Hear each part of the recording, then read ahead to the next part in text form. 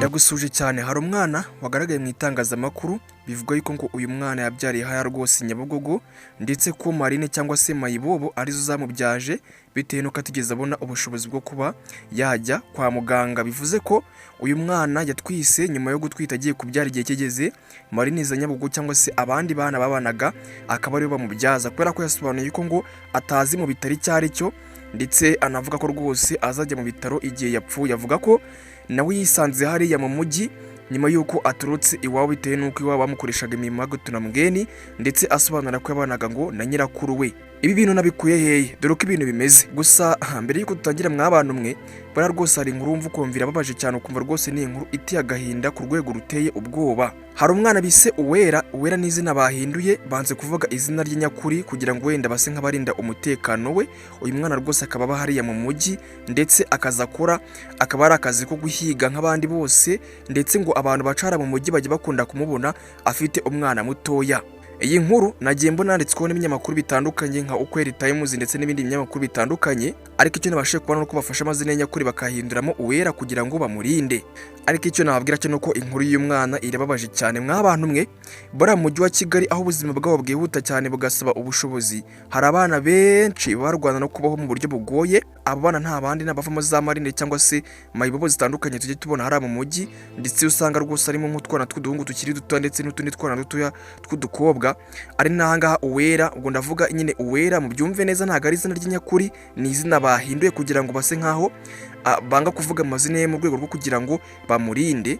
Uwera rero yisanze ahangaha i Kigali, umwana w'umukobwa w'imyaka 15 wisanze mu buzima bwo mu muhanda akiri muto cyane.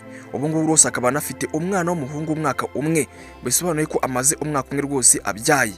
Uwera agaragara kenshi mu gace ka Nyabugogo mu murenge wa Kimisagara, gukandarira ku mabaraza y'amaduka, abacuruzi, abagenzi, abaza mu masoko, mbega nyine urujya n'uruza rw'abantu binjiramo hariya baramubona.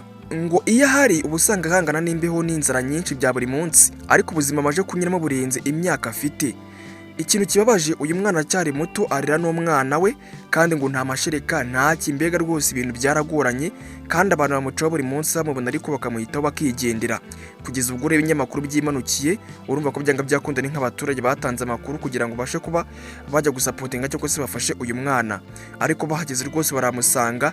Abantu babonye inkuru rwose babonye ari inkuru ibabaje cyane bitewe n'uburyo ameze, uburyo yari yambaye, inzara yaramwishe rwose biteye ubwoba pe. Uwera yemeza ko amaze imyaka igera kuri 5 aba mu muhanda, bivuze ko byanga byakunda yatangiye ubwo buzima akiri umwana muto cyane. Ikibabaje no ko uyu muhanda wubyariyemo, kandi ngo narwo yigeze agira ubufasha bwo kwa muganga cyangwa se ubundi bufasha bw'ibanze, kuko yavuze ko yabyajwe na za Marine cyangwa se nyine Mayibobo urumva ziba hari mu muhanda. Mbega nyine yaratwise amezi 9 arangiye, ibise biramufata, Marine abarizo zimubyaza. Ni bagenzi banjye bakuru bambyaje, ibyo kwa muganga ntabyo nzi, nzahajya ngiye gupfa. Urumva rwose niko yasobanuraga. Dore nguyu disi, dore n'akana ke, dore ngaba rwose urimo urababona. Aya magambo rero y'umwana w'umukobwa yavuze yagaragaje rwose ububabare bukomeye cyane arimo, kubera ko kubaho nabi kwe byasimbuye uburenganzira bw'ibanze bwo kwivuza cyangwa se kwitabwaho. Uwera asobanura ko inzara yamwishe, ko atakibona amazi, atakibona isabune, kandi rwose arira umwana we mu buryo bugoranye cyane. Avuga ati nk'ubu ngubu inzara iranyica, nabona ukuntu umwana wanjye amasazi arimo aramutumbaho, rwose ubona ari ibintu bibabaje cyane nka buri kintu mvuga. Umva rero kandi kantu kababaje cyane muri iyi nkuru. Uwera avuga yuko ngo umuntu amuteye inda ari umwana ukiri muto cyane, afite imyaka igera kuri 17 gusa, kandi ngo ntacyo yamufasha kubera ko nawe rwose ntacyo yimariye. Aho yakomeje agira ati nawe ni imbobo nkanjye, agenda ahinduranya, agenda azerera ashaka haba, ntiwamenya harara rwose pe. Muheruka kera akimara kuntera inda, kuko rwose akimara kuntera inda yahise acika aragenda.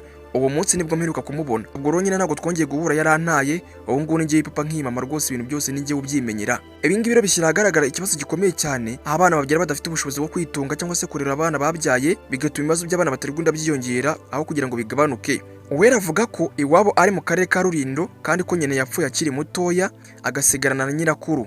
Nyuma rero yuko nyina apfuye ngo yaje kunaniranwa na nyirakuru, birangira rwose amutaye arigendera. Avuga ko ngo ikintu cyatumye ati nyirakuru yamukoreshaga imirimo y'agatunamugeni, aho yamuhingishaga buri munsi, mbega ukabona ko nta buzima bwiza abayemo, birangira yahisemo kumucika aramuta arigendera. Uwera yagize ati mama akimara gupfa nabanaga na nyogokuru, nawe ronza kuza kumusiga kubera imirimo y'agatunamugeni yankoreshaga buri munsi. Nyuma rero naje kuza i Kigali, ikintu rero cyatumye nzi Kigali ni ukubera ko nyogokuru wanjye akundaga kumpingisha cyane, ndetse akankoresha imirimo y'imvune. Kuva icyo gihe sindasubira, sinzi nimba yarapfuye cyangwa se akiriho, icyo nzi cyo nuko namucitse akiri muzima.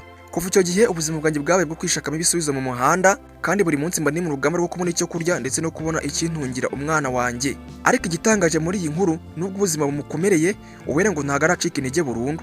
Afite icyifuzo kimwe cy'ingenzi, avuga yuko aramutse abonye amahirwe yo kwiga rwose umwuga yajya kwiga ubuzima bwe bugakunda. Ati biragoye gusubira iwacu, ariko namutse mbonye abagira neza bakamfasha kwiga imyuga, nabikora nkabona uko ntunga umwana wanjye kuko rwose mbayeho nabi.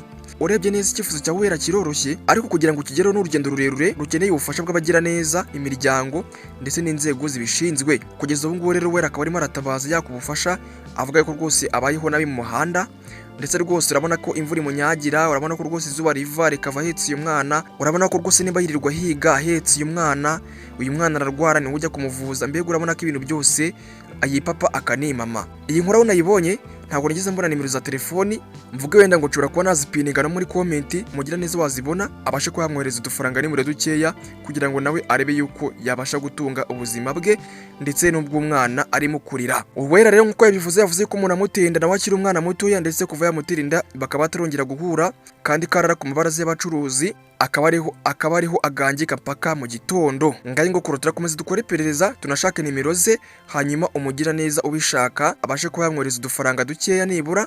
Buriya mwabana mu bufasha bwose aba ari ubufasha, buriya niyo wamuha igiceri cy'ijana aba ari amafaranga menshi kugira ngo abashe kuba yatunga ubuzima. Ntimukinubire gutanga ubufasha ku mwana nk'uyu nguyu, rwose abakeneye ubufasha kandi ubufasha bwihutirwa. Murakoze cyane rero, kandi uyu mwana tumusabiye gukomeza kwihangana, nakomeze akomere, kandi rwose ubuzima ntabwo buhora ari bwa bundi, isa ku isa ubuzima bwahinduka. Ndagushimiye cyane wowe wari umurikiye, nakagaruka ngere cyari mwenye habari Obedi, na iyi ngiyi ni Obi Time News.